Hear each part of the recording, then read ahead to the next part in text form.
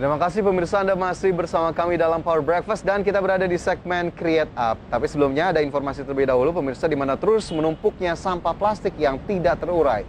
Meningkatnya urgensi mengenai pentingnya daur ulang sampah plastik. Ya, menurut studi yang dilakukan oleh Sustainable Waste Indonesia atau SWI menunjukkan tingkat daur ulang PET merupakan yang tertinggi dibandingkan jenis sampah plastik lainnya. Menurut data Badan Pusat Statistik atau BPS, sampah plastik di Indonesia mencapai 64 juta ton per tahun. Dari jumlah tersebut, sebanyak 3,2 juta ton diantaranya merupakan sampah plastik yang dibuang ke laut. Keberadaan fakta ini meningkatkan urgensi mengenai pentingnya daur ulang sampah plastik. Sebuah studi yang dilakukan Sustainable Waste Indonesia atau SWI menunjukkan bahwa tingkat daur ulang PET merupakan yang tertinggi dibandingkan jenis sampah plastik lainnya. Angkanya secara nasional mencapai 62%, sementara sampah plastik non-PET yang tidak terdaur ulang dan berakhir di TPA dan lingkungan mencapai 92%. Riset dilakukan pada periode Maret hingga Agustus 2021 dengan melibatkan sekitar 300 responden di Jabodetabek. Mayoritas responden adalah pengumpul sampah individu alias pemulung dan agregator seperti bank sampah dan pelapak. Penelitian itu untuk melihat perkembangan terbaru industri daur ulang sampah, khususnya sampah plastik. Subjek PET yang diteliti berfokus pada botol kemasan minuman ringan. Itu pun yang bermerek saja agar mudah diolah angkanya. Pasalnya tak semua produsen yang menggunakan botol PET untuk kemasan produknya bersedia mengungkapkan data yang benar. Belum lagi kesulitan mengusut pengguna kemasan PET tak bermerek. Menurut SWI, 61 ton kemasan minuman terkumpul dalam sehari. Mayoritas terdiri dari botol PET dan KPP, tetapi PET lah yang paling dominan. Ada pula galon dari PET, tapi proporsinya lebih sedikit.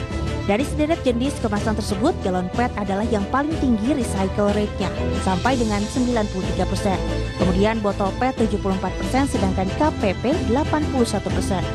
Berbagai sumber, Aida Channel.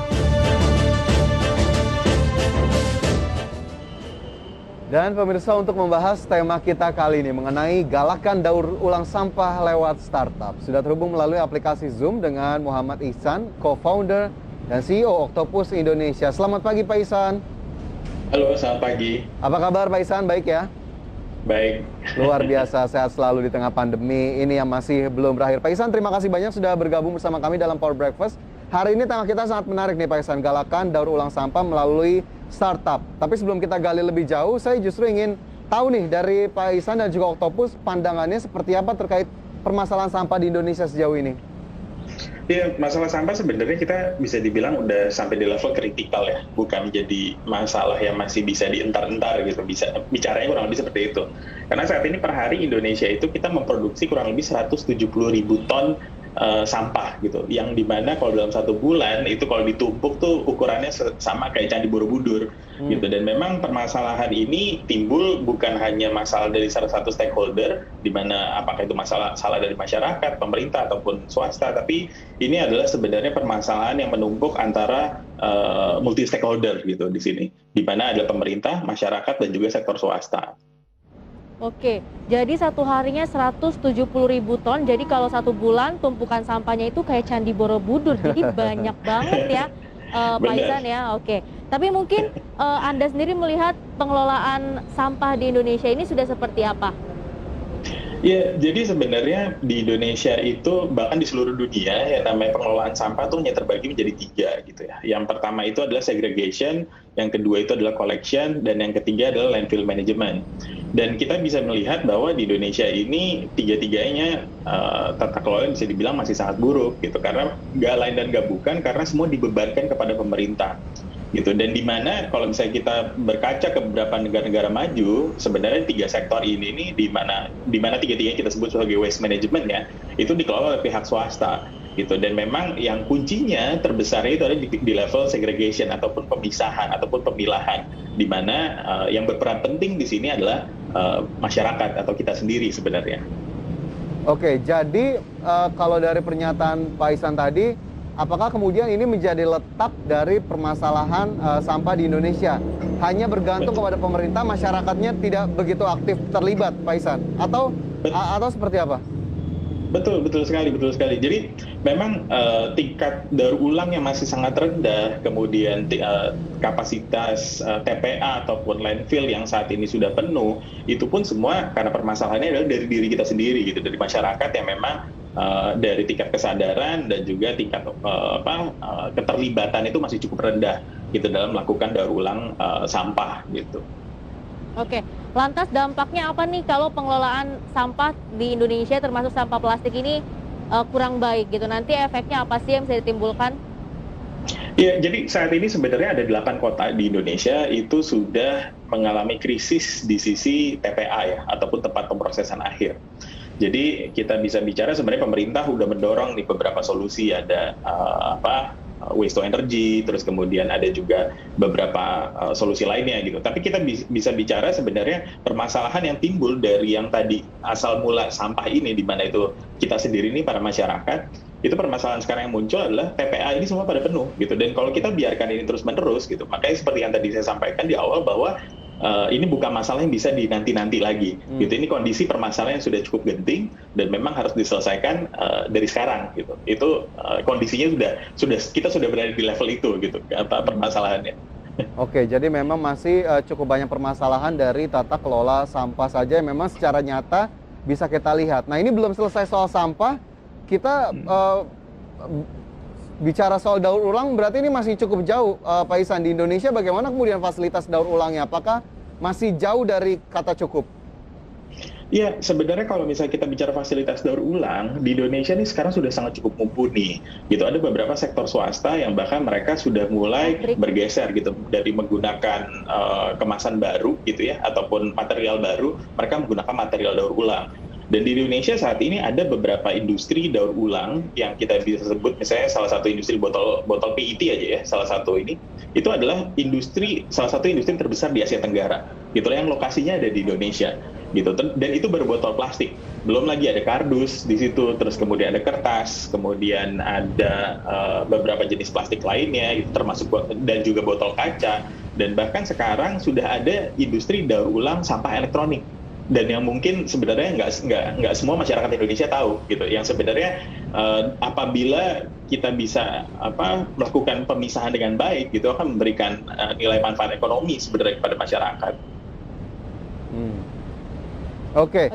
Jadi memang ternyata ada industri yang dari tadi memanfaatkan produk-produk daur ulang terutama dari sampah ya. Ini membuka mata kita juga ya, Mangi dan juga pemirsa, bahwa ada begitu di Indonesia meskipun memang masih butuh lebih masif lagi. Nanti Pak Ihsan kita akan gali juga bagaimana kemudian akhirnya Oktopus dapat menjadi solusi dalam hal ini dan bagaimana kemudian terkait daur ulang di Indonesia. Seperti apa perkembangannya usai jeda, kita sambung kembali pemirsa, jangan beranjak dari tempat Anda.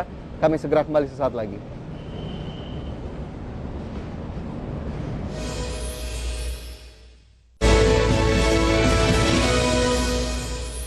Ya pemirsa, Anda kembali bersama kami dalam Power Breakfast di segmen Create Up dan masih bergabung melalui sambungan Zoom Muhammad Ihsan, co-founder and CEO Oktopus Indonesia.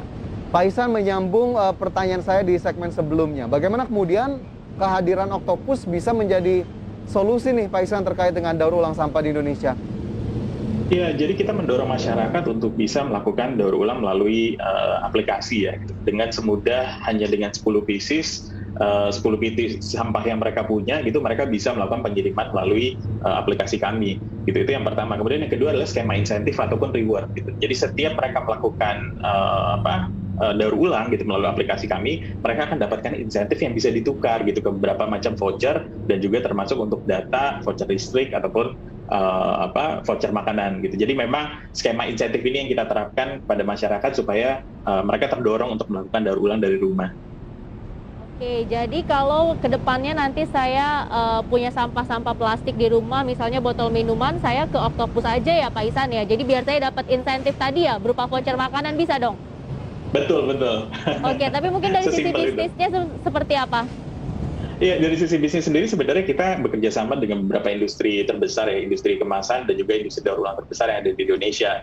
Gitu. Jadi kita memanfaatkan supply chain yang kita perbaiki tadi, yang dimana kita dapatkan sampah langsung dari rumah yang belum ataupun tidak terkontaminasi, langsung kita kirimkan kepada industri kemasan ataupun industri daur ulang yang tadi mulai dari botol plastik sampai sampah elektronik gitu. Dan dengan proses supply chain yang diperbaiki ini ternyata memang menimbulkan margin yang cukup besar gitu yang bisa kita sharing terhadap para stakeholder gitu. Yang memang intinya prinsip kami adalah menerapkan prinsip ekonomi sirkular gitu pada pengelolaan sampah gitu. Oke, tadi juga saya tangkap dari pernyataan Pak Ihsan terkait insentif. Ini tentunya diharapkan bisa menjadi trigger tersendiri untuk mengubah pola pikir masyarakat terkait daur ulang sampah ya Pak Ihsan ya? Betul sekali. Ya, tapi kemudian bagaimana data dari Octopus terkait total sampah yang sudah terolah sejauh ini dari masyarakat? Saat ini kita aktif di 3 provinsi di Indonesia ya. Pertama di Sulawesi Selatan, Bali, dan juga Jawa Barat. Dari 3 provinsi ini saja, saat ini per bulan itu kita mengumpulkan total 60 juta sampai 80 juta pieces sampah daur ulang maupun yang tidak bisa didaur ulang melalui ekosistem kami. Gitu. Harapannya di akhir tahun kita bisa sampai ke 1 miliar pieces untuk jumlah kemasan pieces.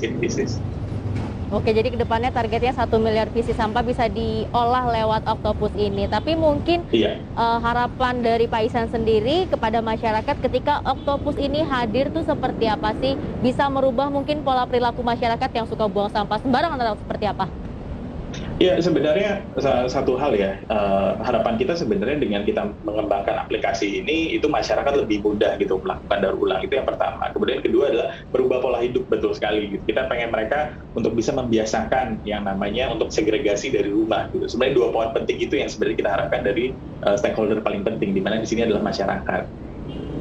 Oke, ini kita aminkan juga semoga kemudian masyarakat Indonesia semakin sadar, peduli lingkungan, bahwa sampah ternyata juga bisa didaur ulang dan bahkan mendapat keuntungan ya untuk masyarakat sendiri. Yes. Terakhir Pak Ihsan, targetnya apa lagi nih dari Octopus dalam waktu-waktu ke depan? Iya, targetnya sebenarnya dalam di tahun ini kita akan ekspansi ke beberapa kota dan juga provinsi lagi di Indonesia. Harapannya bisa segera masuk ke Jakarta juga dan beberapa kota besar lainnya di Indonesia. Oke, kita doakan bisa lancar, targetnya bisa diperluas ke seluruh daerah di Indonesia dan banyak masyarakat yang bisa berpartisipasi.